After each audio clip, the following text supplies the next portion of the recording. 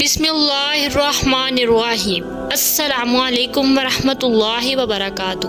حضرت سعد بن ابی وقاص رضی اللہ عنہ سے مروی ہے کہ رسول پاک صلی اللہ علیہ وآلہ وسلم نے فرمایا، ان قریب فتنوں کا دور آئے گا، اس دور میں بیٹھنے والا کھڑے ہونے والے سے بہتر ہوگا، کھڑے ہونے والا چلنے والے سے بہتر ہوگا، اور چلنے والا دوڑنے والے سے بہتر ہوگا، اور یہ بھی فرمایا کہ لیٹنے والا بیٹھنے والے سے بہتر ہوگا۔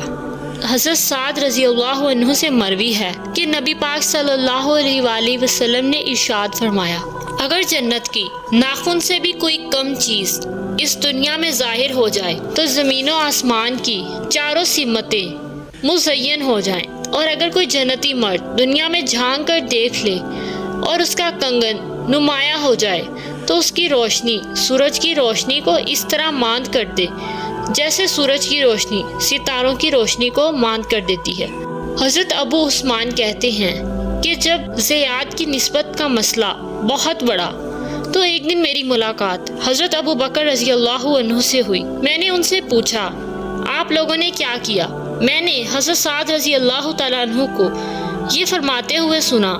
کہ نبی پاک صلی اللہ علیہ وآلہ وسلم سے یہ بات میرے ان کانوں نے سنی ہے کہ جو شخص حالت اسلام میں اپنے باپ کے علاوہ کسی اور شخص کو اپنا باپ قرار دیتا ہے، حالانکہ وہ جانتا ہے کہ وہ شخص اس کا باپ نہیں ہے،